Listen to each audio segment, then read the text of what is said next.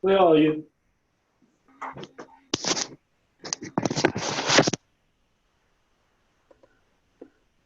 Hold on a minute.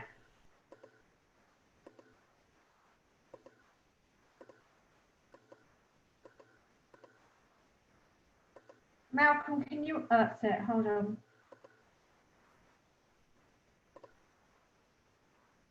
There we go.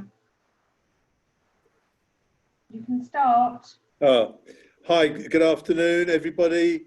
You have to forgive me because I haven't done this for about 20 years or so, but or even longer. But I thought, as we're all locked down, it'd be a good idea to start or to refresh myself about our trip in 1987 to Israel. Both Yaffa and I were on a committee that was showing solidarity with refuseniks. And if you remember that time in Russia, anybody that was applying to go to Israel really and truly were given a very hard time, lost their jobs, lost any form of income, phones were cut off. And we were asked through a certain group, which was aligned to the Israeli embassy, for us to go and meet a number of refuseniks to show solidarity with them, which we agreed. A friend of ours went a few months before that, and we decided, yeah, we'd love to go, obviously to show our solidarity.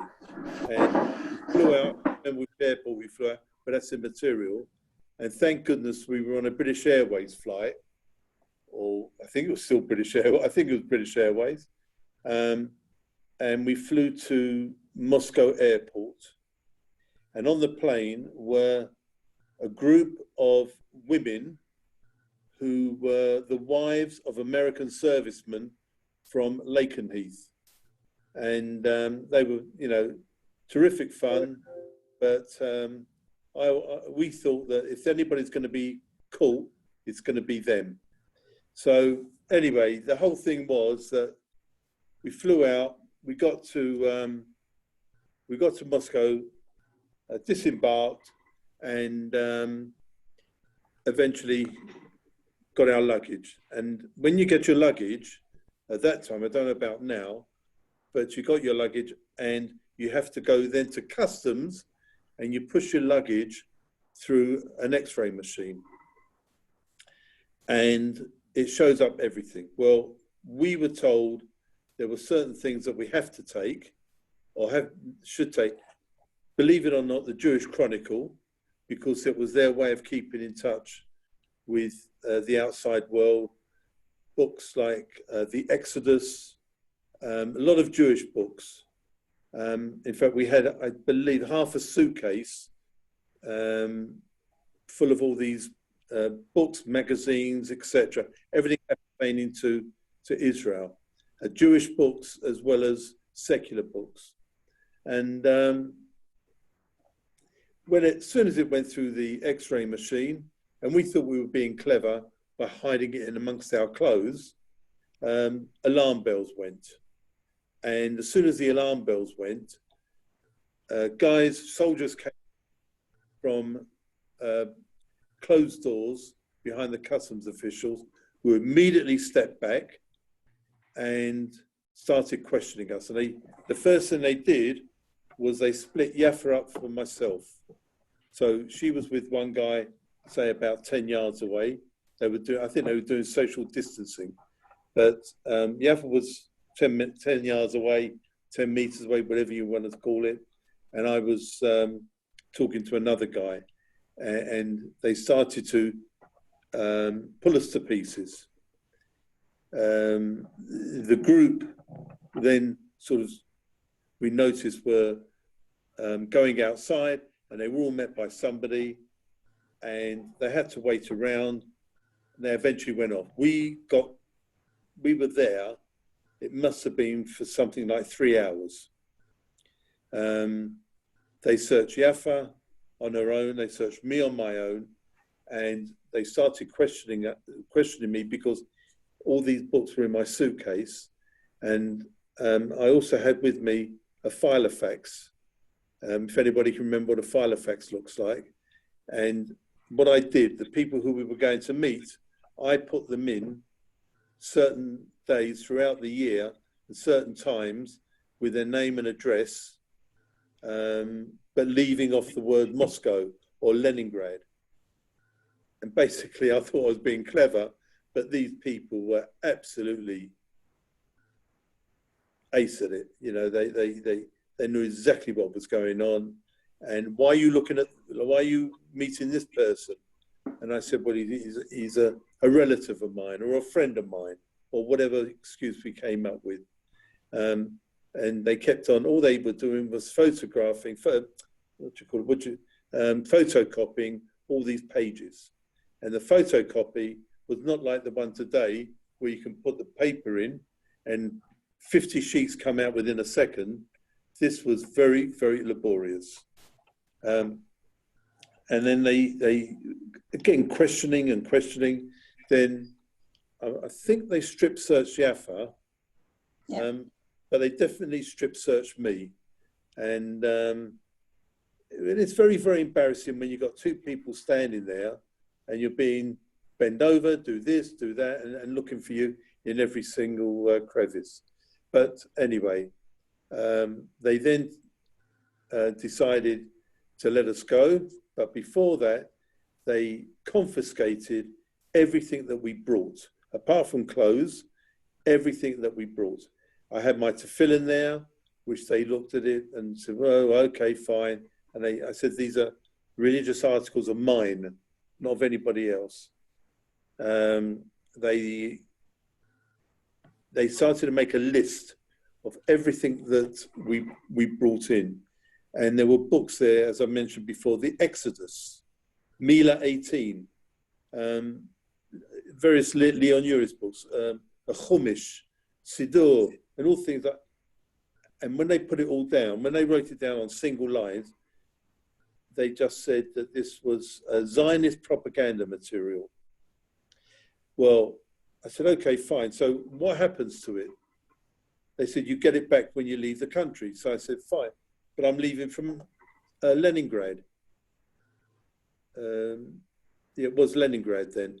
And they said, well, if you're coming back to Moscow, you can pick it up from Moscow.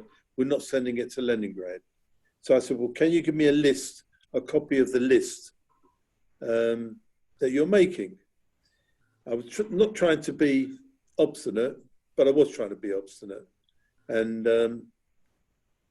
they then proceeded not to take a copy of it, but to write everything down by hand, every single article. We must have been there for an extra half an hour. Then we started talking. While he was writing it down, another guy started to talk to me. Where'd you come from? You know, all the normal rubbish. And he said to me, why are you coming to Moscow? I said, we come here to meet family, to meet my son's, our son's pen friends. One thing led to another. And he said, you know, it's wrong for you to meet with Russians. So I said, pushing my luck. I said, so I can't meet you and say hello. And he's, no, you can't. So I stuck out my hand, I grabbed his hand and shook his hand. I said, well, I'm saying hello to you. And I actually thought the guy was going to collapse. Because don't forget, everything is being filmed. Anyway, after about 3 hours or 3.5 hours, something like that, we were allowed to go, minus a suitcase with all the stuff in it. And then the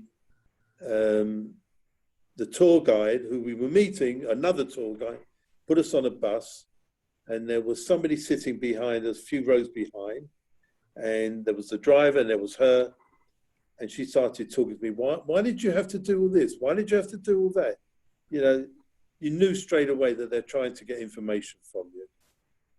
What we didn't realize as well until we got there was that at the hotel, they had changed the hotel that we were supposed to stay at.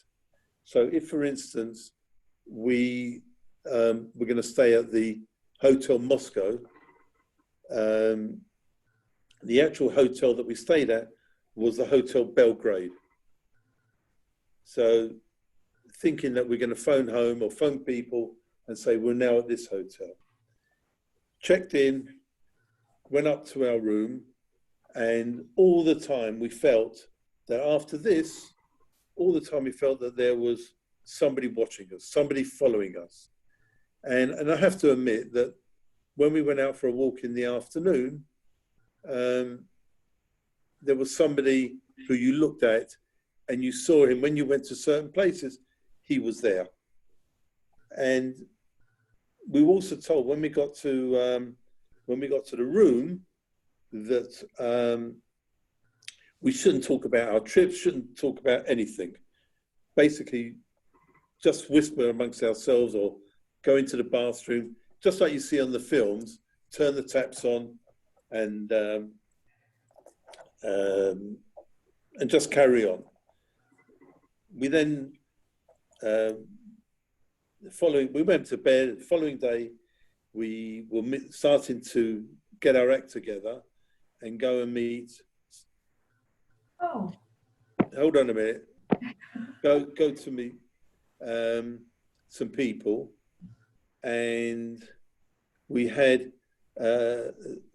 my friend who came before us, said to me that when you use the telephone, the cost of a call is 1 kopeck, which then was like a penny or whatever. At that time, you had 1 ruble equals £1. That's the rate of exchange. 1 ruble was £1. If you had dollars, they gave you 3 rubles because the dollar was worth more than the pound sterling.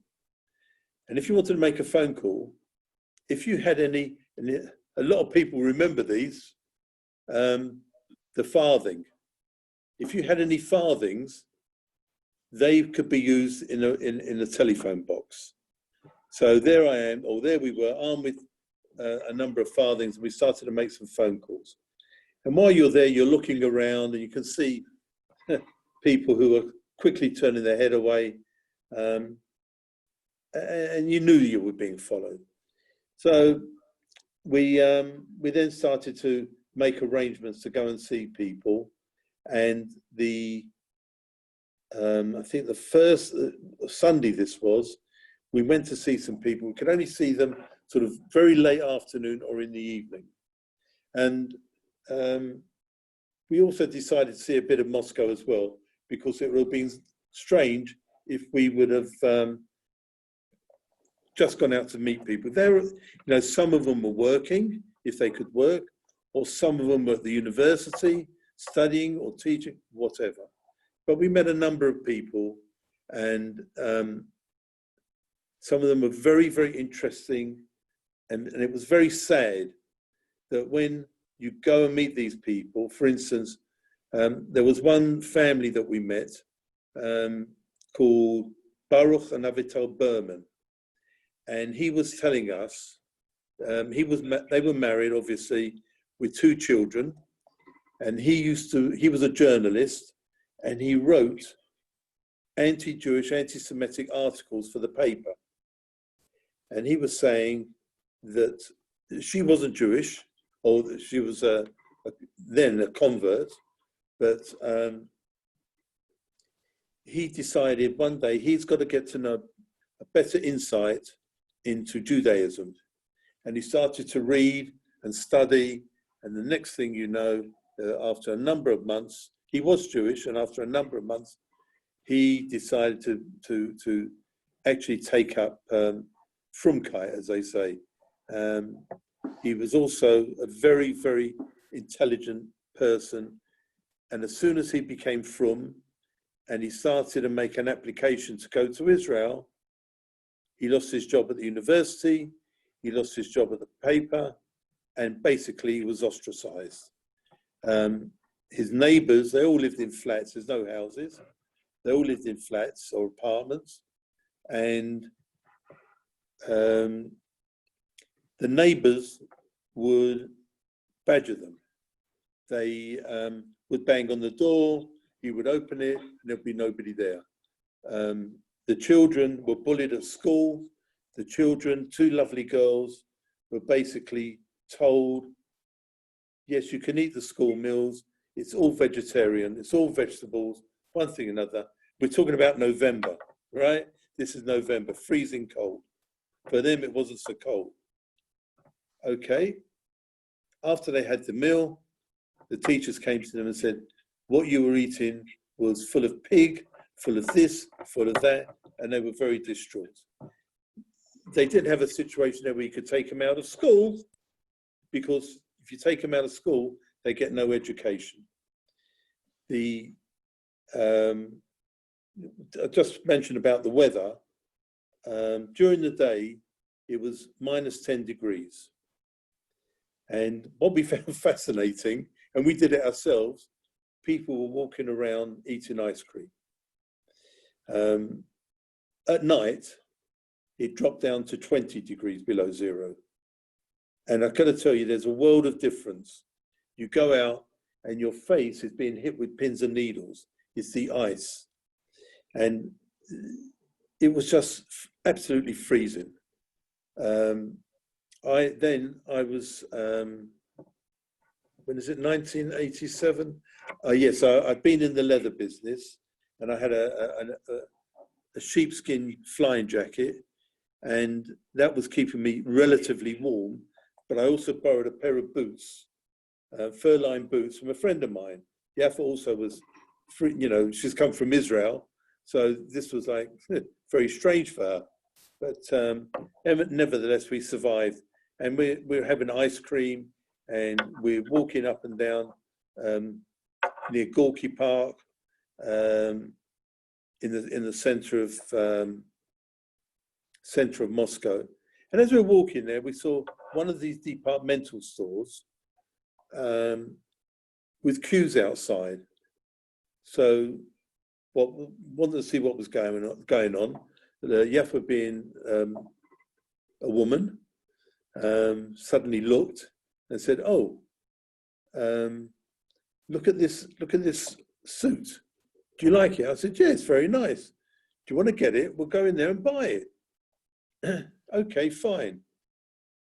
So we went in there, and as we opened up the door and we walked in there, the whole place went quiet. Nobody started talking. They've never seen anybody like us before. Well, we know that. But Yafa pointed out that she wanted to try on that suit. So they then said to her, in very broken English, or they then showed her, you can't buy that, but all what they can do is they can sell you the paper pattern. And that's what that shop was selling. It was an enormous shop, but all they were doing was selling paper patterns. And if you go to the shop next door, they were selling the material. And if you go to the shop after that, that's where they were selling the trimmings. So it was just like a long chain. Anyway, we decided that we weren't that desperate, or she wasn't that desperate. So we left. And as you're going down, I can't remember the name of the street now, but it's a main thoroughfare. And you go down there, and there's queues outside the GUM, which is the big departmental stores. And so we're looking, and in the windows, all you can see were stacks and stacks of sardines, tins of sardines. And we thought, this is very strange. So we went into the store again. People moved away from us and were looking, and all you could see on the shelves and on the counters was stacks of tins of sardines.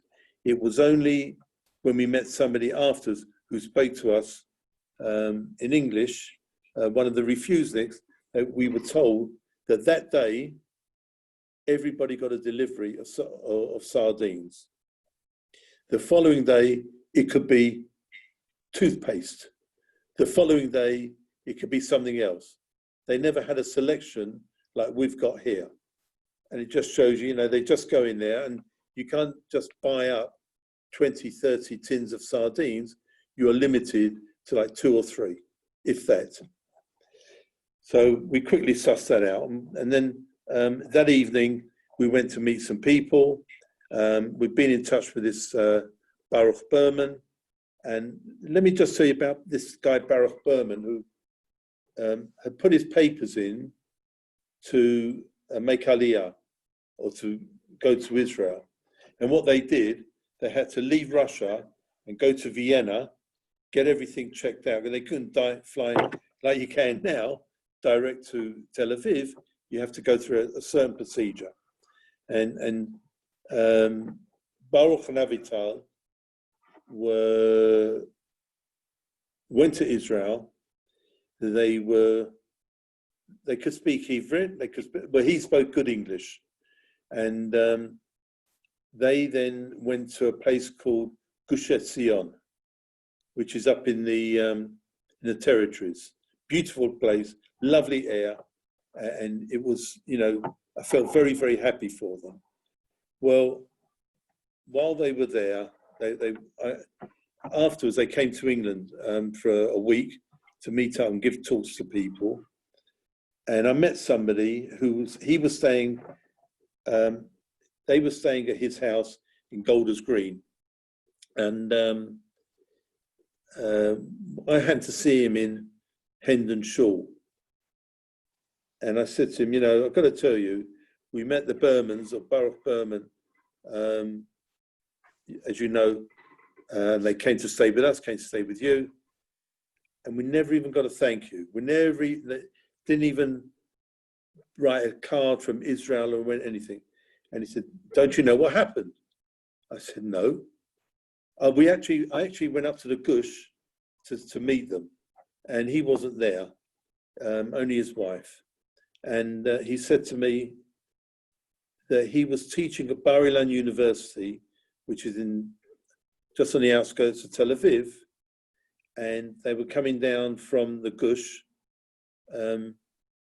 He was in a road accident and was killed. So, all this time he was preparing himself to come to Israel, and it was only something like 6 or 8 months after he was actually teaching in Bar Ilan.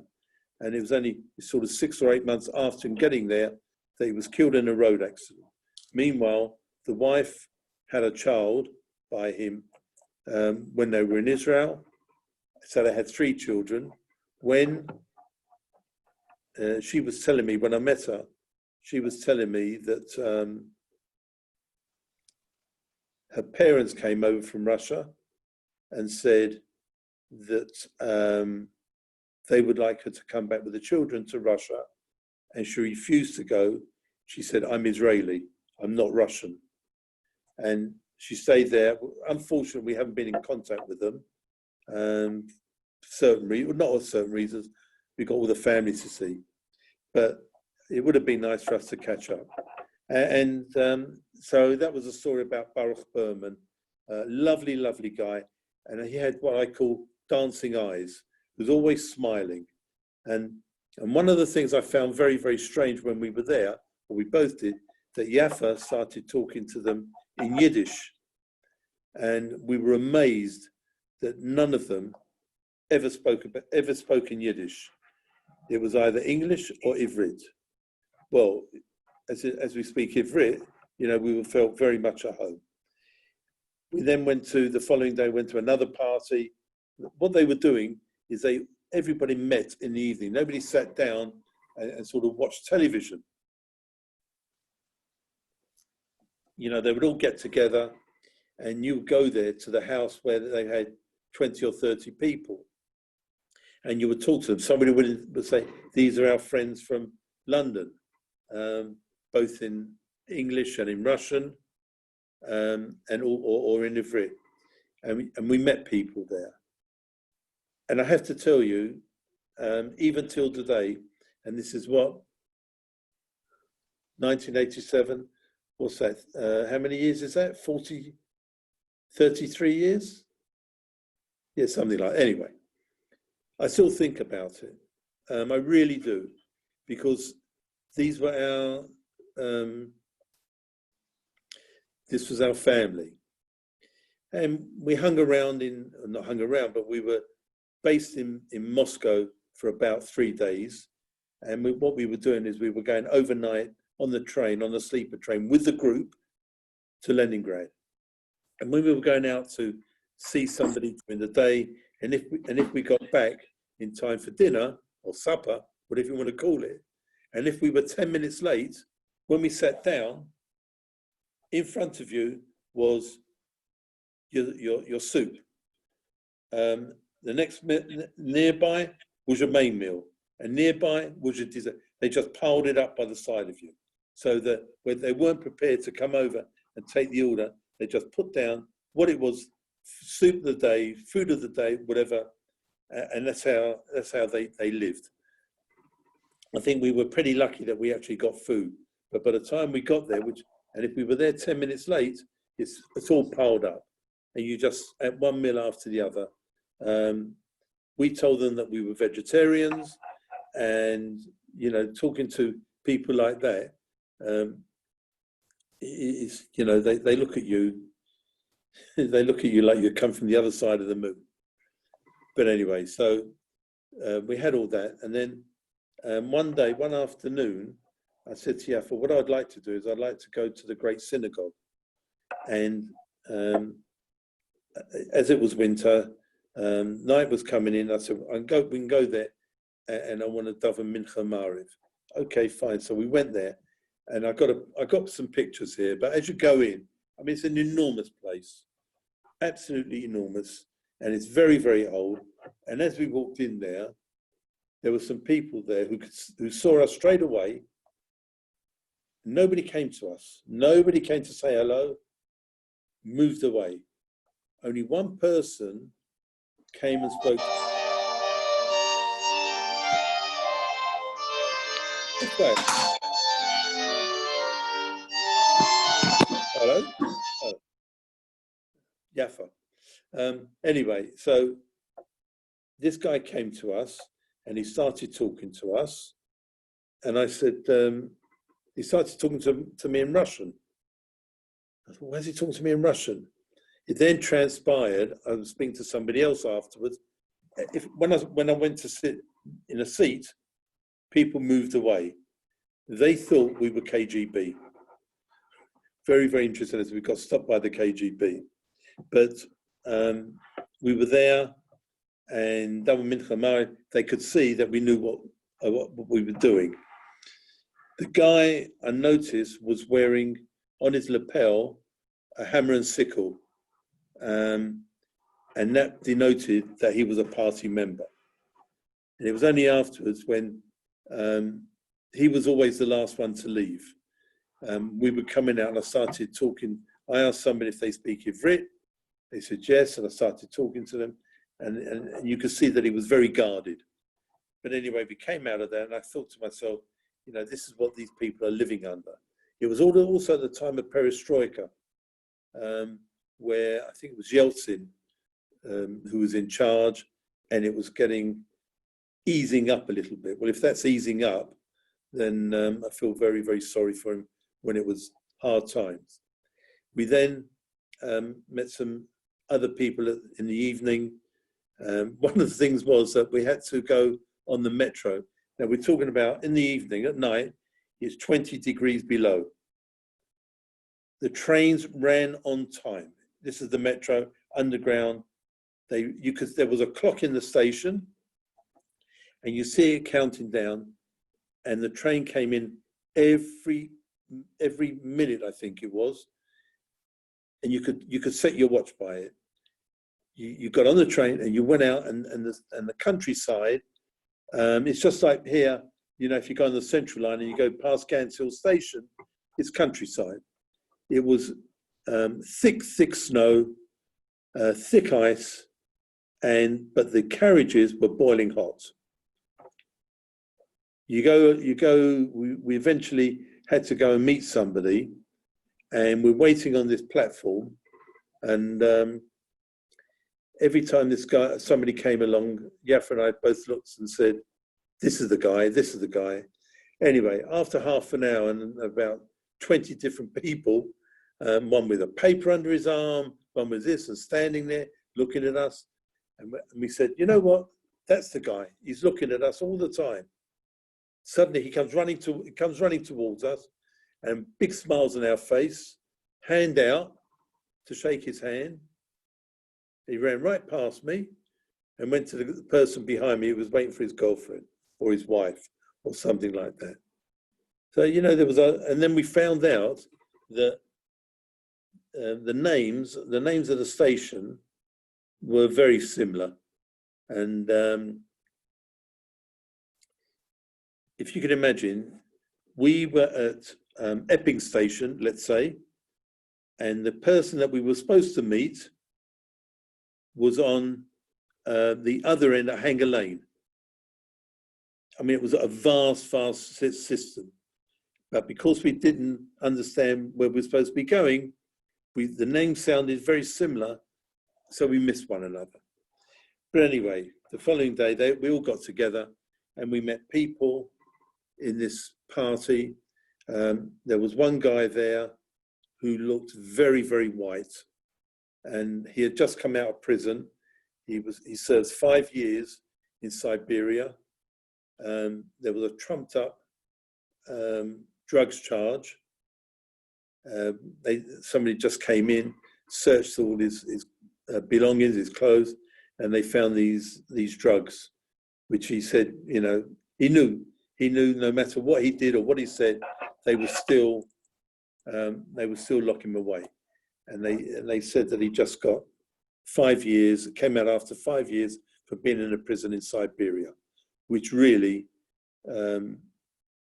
thank goodness we don't know about it, but worse than hell.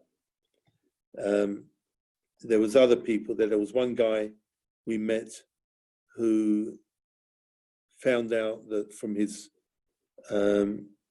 mother, when she was dying on her deathbed, that she was Jewish.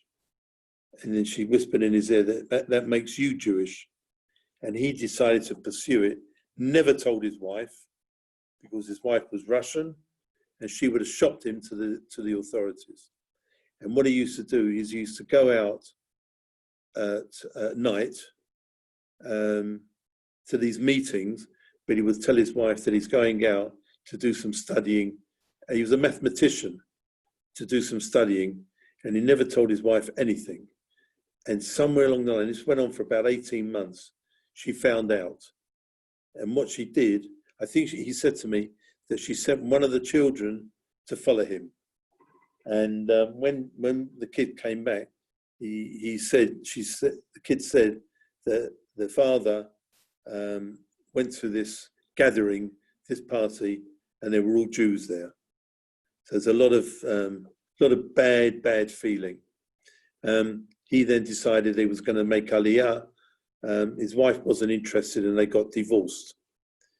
Then there was somebody else we met, and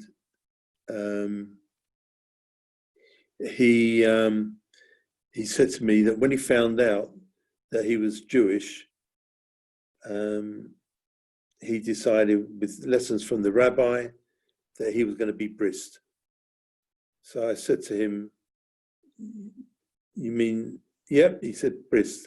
So I said, "So what happened?" He said he went to work that day. The following night, he was brised. And the following morning, he went to work. So I said, "It must have been painful." He said, "Absolutely, absolutely." So I said, he was ashen, he couldn't walk properly. And I said to him, so what did you do? He said, "They sent me home. I took the bottle of vodka and I just got myself drunk. And every time I woke up, I drank another load of vodka, and I didn't get out of bed for 3 or 4 days." And he said, and it was painful. I can well imagine. So anyway, his wife at that time realized, she was Jewish as well, that what he had done and she was very proud of him. But he said he couldn't tell his bosses. He just said that he had a very bad stomach problem, and that was it. We then met other people there. One of them was wearing a bobble hat with a big Magen David on it, and I said to him, "Aren't you worried when you go down the street?" He said, "What are they going to do? They're going to arrest me? They're going to arrest me for wearing a hat?" I said, "No, but you got the Star of David and this." He said, "So they arrest me, so what?" They were very, very patriotic. They were very much totally and utterly anti-Russian, but they weren't aggressive. They weren't terrorists, even though the Russians deemed them as terrorists. Then we were going with the group to Leningrad, and we were going to Leningrad, so we had to get the train. We're getting the overnight train to Leningrad with the group, and we had to share sleeping compartments. So there's Jeff and I in the bunk and upstairs and downstairs, and on the other side of the carriage, there was another couple, and he was one of these so-called vicars, or whatever you want to call them, but from I think he formed his own religion, and we were talking, and he said to me, "Can't you smell the religiousness in Russia?" And we both looked at one another. We both kept our mouths shut, which is very, very difficult. Trust me, it's very, very difficult. And we just let him get on with spouting what he had to spout. We then got to Leningrad and got into the hotel.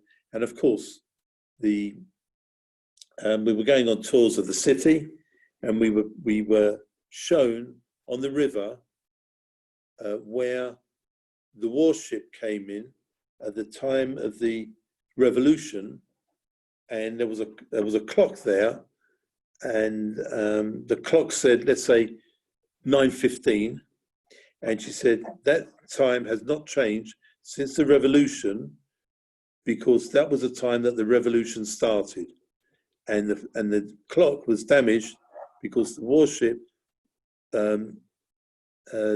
made the first shot into Leningrad. And we took it with a pinch of salt. But afterwards, we met somebody who was a tour guide, and she said, in no uncertain terms, it's the biggest load of BS ever, because they do that for the tourists. Oh, fine, thank you. And we went to the Hermitage. Leningrad, Stalingrad, whatever you want to call it, is absolutely beautiful, absolutely magnificent. But then you had what it's like today, I've got no idea. But then we were meeting people there. There was a guy there, a family we met there called Lev Foreman. And we met them afterwards when they got to Israel. And they lived up in Jerusalem in an absorption center. And they were waiting to be housed. Also, lovely people. And I have to say that whatever whoever house we went into, we took various things with us, but we were treated like king and queen. They, cuddling and kissing us, have a l'chaim, have a drink, have this, there's food on the table. We wouldn't eat the food because we felt that if we had the food, we'd be taking it out of their mouths. But, a bit of cake here and a bit of cake there. And I think that's why I'm so fat. But it was exciting and very upsetting. We had to go somewhere, and one of his daughters took us on the metro. They used to travel around like there was no tomorrow, and she took us to this place where we had to go to. This guy, Lev Foreman, as soon as he put his papers in, like all of them, to go to Israel. He lost his job. His phone was cut off. There was no income, no nothing. And as I mentioned before, his neighbors abused him, screaming and shouting at him, why you want to do this? You hate Russia. You hate Mother Russia. And it was awful. And all the time, I have to say, we all felt that we were being watched. But one of the things I missed out, which I needed to tell you, which was very funny, was when we left the hotel in Moscow, so we went downstairs and we had to check out. Why? I've got no idea. We never spent any money, and we were at the desk with a load of other people, and I think they were giving us they weren't giving us our passports back. They were doing something. Anyway, so we said, can you hurry up? Can you hurry up? And the girl said, we're waiting for the computer to turn up. Well, I had to tell you, the computer turned up. It must have been 10 meters long, an enormous machine. And every time they pressed a key, they really had to press it. It must have come out of the ark. And I said to Yafa, you know what? I've got to go to the bathroom. That's right, you have to give the key back. I've got to go to the bathroom. I've got the key, I'm going to go up to the room. I said, okay. So I rushed up to the room. Now, I don't know what floor, we can't remember what floor we were on. And I think it might have been the 6th floor, whatever. But the 3rd floor of every hotel,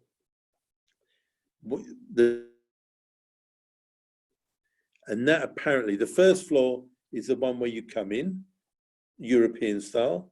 The 2nd floor was the offices. And the 3rd floor, the lift never stopped there. And that button was blocked off because that was the floor we were told was the KGB. So they had a big presence in the hotel. And when I got up to the floor and I went over to the room and I put my key in the door, the key wouldn't turn. And I could hear people rustling about in the room, talking. And I'm banging on the door. I started shouting, I've got you, you bastards. I got you. I'm banging. And I looked up at the number and I was on the wrong floor. So this is how paranoid you get. And anyway, I rushed off to the right floor. And on each floor, they've got a woman sitting at a desk checking you in, because you have to show them your key and checking you in. Anyway, we then went off to Leningrad. And while we were there, we were up with this group. We went to the Hermitage. And everywhere it's got there, no photography. And these American women were taking photos. They were taking video film, there was no mobile phones, right? So it's all cameras, and it was all video, what do you call it? Super 8, whatever it was. And they're all coming around, all the employees, or whatever you want to call them, the guards from the museum, saying no photo, shaking their hand, no photography. And they were looking and saying, come on, well, arrest me then. What do I care? Just arrest me. And they didn't understand. These women said, we don't care. They won't arrest us because we're Americans, we're tourists, and that's the worst thing for them to do. Well, I wasn't prepared. We weren't prepared to take the chance. But they were then said that they got tickets to go to the ballet in the evening, the Kirov, and which is something that we wanted to do. In Moscow, we wanted to go to the Bolshoi, but we couldn't. And they were selling tickets for the Kirov. And afterwards, we happened to be meeting, while we were there, we met a young couple who came from the Midlands, and they were very, very, more than naive. And they, we were talking to them afterwards. Do you have a good time? Do you have a good evening? Where's the ballet? They said there were murders there. I said, well, what's going on? The tickets for the ballet was something like 42 ruble, which is the equivalent of £42. If you remember, I said it's 1 ruble equals £1. And on the ticket, the price was 2 ruble. So they confronted the tourist guy who sold them the tickets and said, this is outrageous. We just paid 42 ruble for a ticket that's 2 ruble. And she turned around and said, but in London, this is the sort of price that you pay for seeing the ballet, and turned her back on them. All in all, it was a very, very big experience. And then there were certain things that we were given to bring back to London. And we were told this from the embassy. The whole thing was that when you put all your details down, like name, date of birth, where you're born, etc., etc., etc., everything is in Cyrillic. It's not just joined up writing, it's in Old Russian. Now, you only had to have one dot, or a T wasn't crossed, or whatever it was. They looked at it and they threw it away. Start all over again, and that can take months and months and months. And it got to a point where it gets checked time and time again by what we would classify as the underground, people who were looking to go to Israel. But during that time, even if it got thrown out, they couldn't work. They were ostracized. They couldn't even do menial work, like cleaning toilets or anything like that. They were just basically blacklisted. There was a family that we met there, which was very, very sad. Very, very, very sad indeed. He was no better than a vegetable. And he laid in bed, and we were talking, and there was a girl there, a lovely girl, beautiful, and she was the interpreter. Jewish girl, and she was the interpreter. And it was the first time I've ever seen that we're talking to them in English, and as the word is coming out of our mouths, she's translating it into Russian immediately. I just found it fascinating. The brains that are in that place, or were in that place, are phenomenal. She then, the father, or the husband, the guy who was, the guy who was in the bed,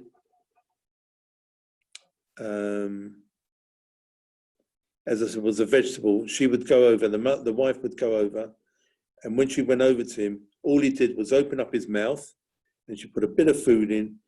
He had stroke after stroke after stroke, and nothing was functioning. They applied to go to Israel. The wish was that if he was to die, he wanted to die in Israel. He wasn't allowed to go to Israel because he worked in a factory,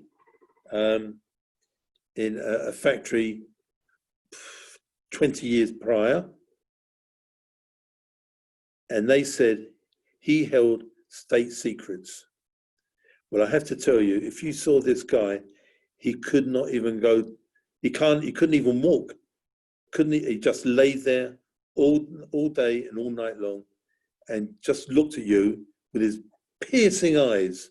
I'll never forget that. His piercing eyes, and just mouthed things.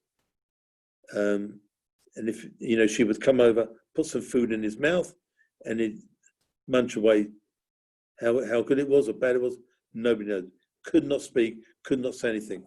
And this was the sort of the power that they had over people, the Russians, because they would not allow you to leave. You were held state secrets. But if this guy held state secrets, I'd like to know where he's held them. But we then met other people. Then one was a top guy, a cardiologist in a hospital, and he would walk around shouting, "I'm Jewish, I'm going to Israel. I'm Jewish and I'm going to Israel."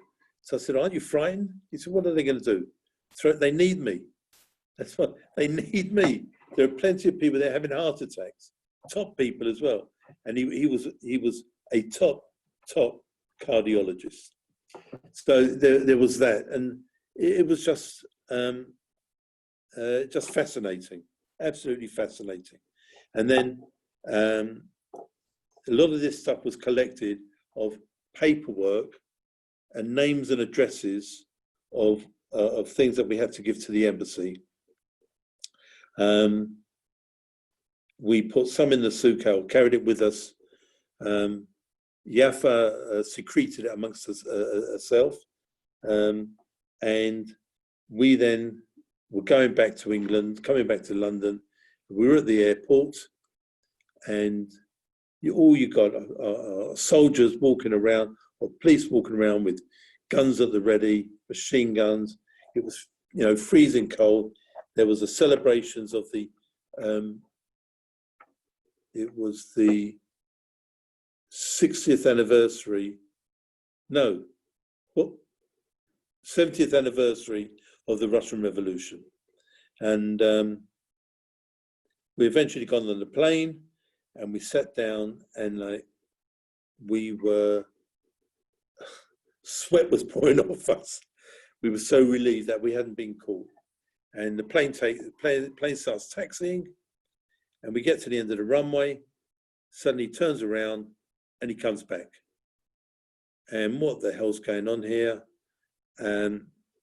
We get back to the airport, and they make an announcement: please wait on the plane. There's a slight issue. And on the plane comes half a dozen soldiers, and they're walking up and down the gangway, whatever it is, the aisle, and they're looking. Well, I have to tell you, we were absolutely, I'm trying to think of the polite word, we were thinking ourselves, one thing the embassy did say to us, that if you're caught with anything, they won't throw you in prison. The first thing they'll do is they'll take you to the airport and put you on the next plane out of Russia, and it could end up in Finland, it could end up anywhere. But they won't put you in jail. Okay, fine. So we believe them. Well, we didn't want to put that into operation. But after about half an hour, we were holding our hands, and the plane then took off, and it was only when the pilot made an announcement that they have now left Russian airspace. Everybody started shouting and screaming and whooping and whatever, especially the Americans. And we then landed back, and we had to obviously speak to the embassy. But I have to say, even till today, we think about these things, even though it was a long time ago.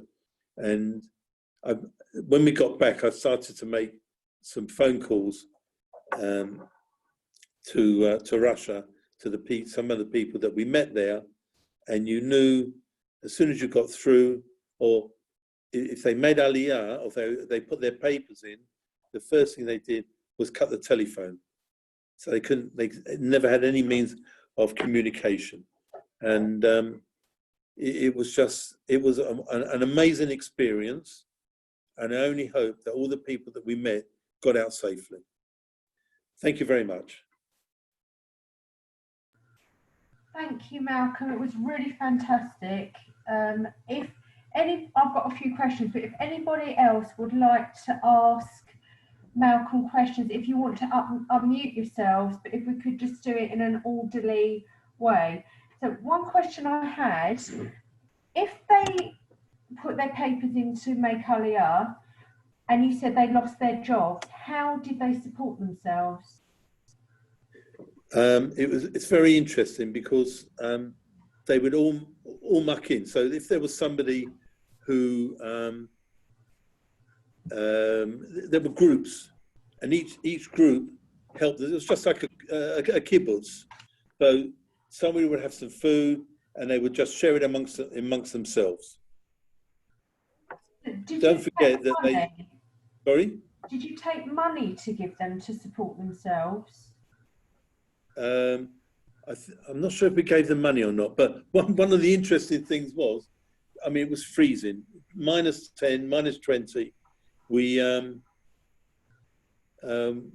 They had these things that if you were standing at a bus stop waiting for a taxi, a private car would pull up, and where are you going? And we looked at them very skeptically, and he said, I'm a taxi. We didn't know what a taxi looked like. And apparently they had a system there that you had taxis, that you had people who had private cars, and they acted, they acted as a taxi, but they weren't applying for hire. They would just pull up and say, I'm a taxi. You would just like if you go to Israel, at the airport, you see people coming up to you, say, do you want a taxi to Tel Aviv, let's say? And you say, yeah, okay, get in. He's not a taxi. He's a private car. And he would take, and that's what they were doing. And we were one day, or one evening, in one of these taxis cars, and it was freezing. It was -20, and we saw this guy running along in shorts and a vest and a bobble hat and boots, and he's running. He's out jogging, and the guy said to me, KGB. And I said, you sure? KGB. Or as they said, Kuf Gimel Bet. That was the way the Russians said it, Kuf Gimel Bet. So, they're hard people, very hard people. Can I say, as Malcolm said about the group that were helping out, one of the things that Baruch Berman did, he was teaching bar mitzvah lessons. And when we were there at their house, a woman came with her little boy for a lesson. Yeah. And he told us that she is traveling on the train for over an hour, and then it was like trudging through snow with the kid to come to him for lessons.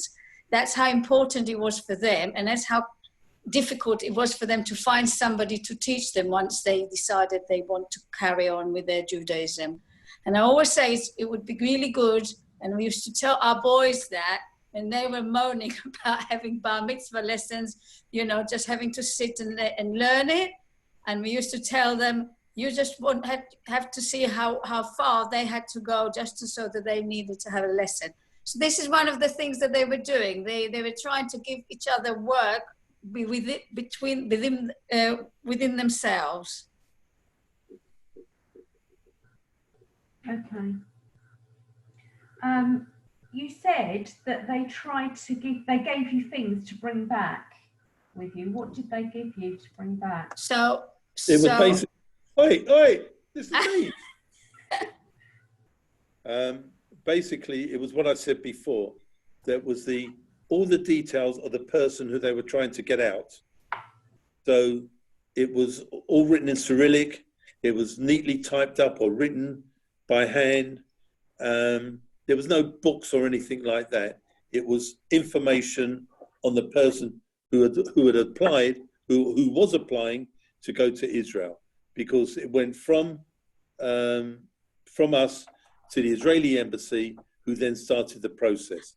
And that's what I wanted to add, Malcolm. I wanted to add that one of the things that they were allowing certain people to leave, where if they were uniting families. So let's say there's a family in Israel that say, we would like our cousin to come to stay in Israel because this is, that's the only family we have, and something like that. In order to that was at perestroika time. So they would say, well, who's your brother? And this is where Malcolm's saying you had to know exactly their name, exactly when they were born, how we were spelled, their names of their parents and all of that.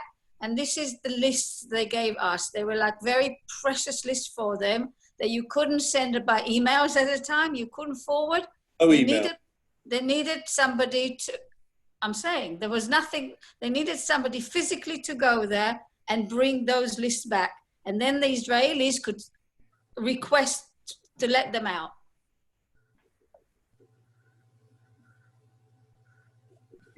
Did they search you on the way out to see if you were taking anything out? No. No. We were worried about that. We thought definitely they will know that we're leaving and they'll want to search us. So this is why, as Malcolm said, I was hiding those lists. They were in the sole of my shoes, under my feet, and in certain places like that, because we want to make sure that even if they search us, they definitely should try not to find it, because we realized these were very important documents. But they didn't, and it surprised us, but there you go, they didn't.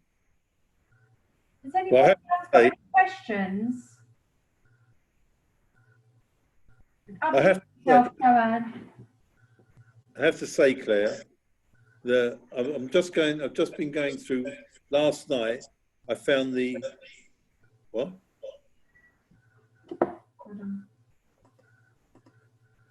Hello? Yeah, go on. You talking to me? Yes, I think you've got two things on, so it's, I've turned Yapper off.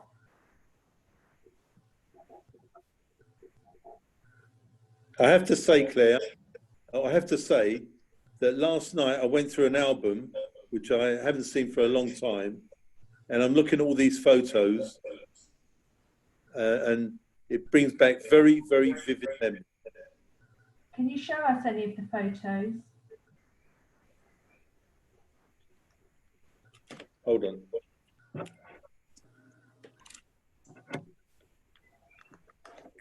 That's. Can you see? I don't know if you can see. Move it along. Further. Up. No. Yeah, that's it. That's the Baruch Berman.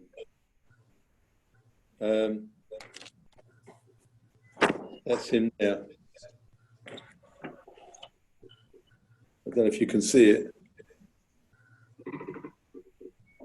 Yeah. Oh,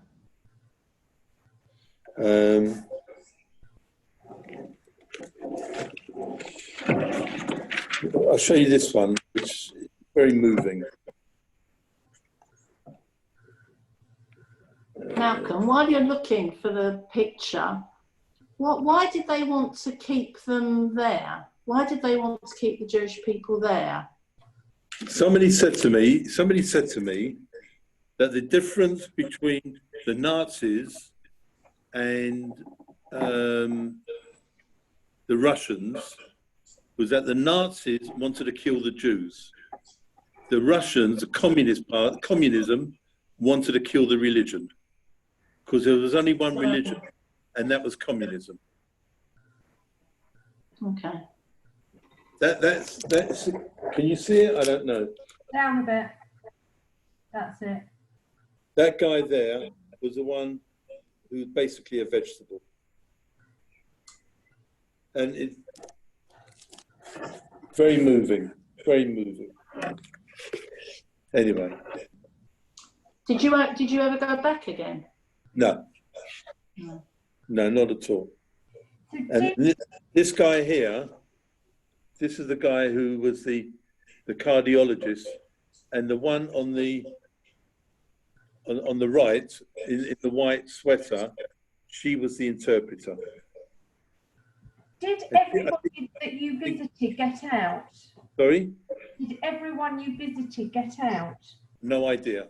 I know that Baruch Berman and Lev Foreman got out, but after that, I've got no idea. We got no idea, and the embassy or whoever it is won't tell you. That and don't forget that some of them went to Israel and then decided, you know, if they found family in America, they went to America. But it was an amazing experience, and when I see, you know, what is I mean, we just read in the paper today that Putin is now the president for life. So the sooner he gets bumped off, the better. But you know, they got no. There's no concept of life. You know, I don't know. I can't explain it, but it was an experience that we'll never ever forget. Amazing. It's absolutely fascinating. Does anybody else want to ask any questions? I just want to make a comment. say that I heard today on the lunchtime news that he's definitely in for another 24 hours with one of his biggest, number of people having voted for him. 24 hours or 24 Years. Another 24 years. Absolutely. In fact, what they used to do, they were telling me, or telling us, what they used to do is when they had the elections, he got 99 or the president, whoever it was, Gorbachev, Yeltsin, whoever, got 99.9% of the vote. Do you know, are there lots of Jewish people still in Russia? Yeah. But the trouble is, what is interesting is what we found out that, Yaffa speaks good Yiddish, and she started talking to them in Yiddish. Nobody understood what they were talking about. So we then, came up with English or Ivrit. A lot of them could speak Ivrit, but then there was a distinction between Moscow and Leningrad. In Leningrad, there wasn't a lot of people that spoke Ivrit. It was more English than anything else. Because of money, you think? Education? No, I don't think so. It was just Moscow is more of a capital, and they got all the enormous facilities. I mean, for instance, we went to the Hermitage Museum in Leningrad, and I mean, the absolute wealth that is there. And you can't do anything, and the people were so poor. For a departmental store, which the size of Selfridges, and all they were doing is selling one product per day. They suddenly got a delivery of tin sardines. They put in the window. Not only did they put it in the window, but they had vendors standing outside selling the sardines. The next day, there was something else, and that's the way the way the life was. I can just say to you that anybody that goes to any communist country, when we spent 3 weeks in Cuba, and it's the same thing. It's exactly the same thing. I said when I was there, I said to somebody, it was freezing cold, as I said, would you like my jacket, to keep the cold out? Or would you like my boots? And they said, no, we want your jeans. The jeans were far more precious than anything else. And I don't wear jeans, not anymore anyway. But I must have had two or three pair of jeans with me, and I gave it to them. I think I met them during the day, and very, very discreetly we gave them because they use it as currency, especially if they're English jeans or American jeans. 6 years ago, we did a Baltic cruise, and we stopped at St. Petersburg, which I think used to be called Leningrad, Yeah. Yeah, and we did a private tour with this company, and the lady during the day and the guy during the night kept saying, just be careful what they promise that they're going to build this and build like years ago, and they still haven't built it. But when you went to the metro and you see the wealth down there with live, Absolutely amazing. Isn't it? It is Yeah. absolutely amazing that, you know, the metro, and as you said, Malcolm, you go to the Hermitage, Yeah. you go to, and I can't think what it's called, Petershof, outside of St. Petersburg, and the gold that is Yeah. on the statues is unbelievable, and yet you've got the Russian people living in those conditions. We said to our guide, is there a shul in St. Petersburg? And she said, yeah. She said, it's not on the tour, but I'll take you there. And she said, Yeah, our God. outside, you can't go in. And she started to give a little bit of history to the group that was on the coach with us about the Jewish people that still live in St. Petersburg. Yeah. Very interesting. 2 days. And one of the things that we were told is that if somebody approaches you in the street, because you stand out like a sore thumb, they know you're a Westerner. Yeah. And they said, if they come up to you and say, would you like to buy some, or whatever, chewing gum or something like that, and if you say yes, you get arrested immediately because they think that you're money laundering. It was very, very dangerous times, but very interesting as well. Yeah. You know, we go to a lot of places. We've been to a lot of places, and we never ever look at places where there will be trouble. But this, even if you go there and you're not looking for trouble, trouble will find you. Yep. From the KGB, from now from the mafia, and all things like that. But it was, you go there for a specific purpose, and you meet these people, and you think to yourself, you come away and you think to yourself, what am I bloody well complaining about? You know, feel like them. I've got a photograph of my grandfather who was in the Russian army in 1910.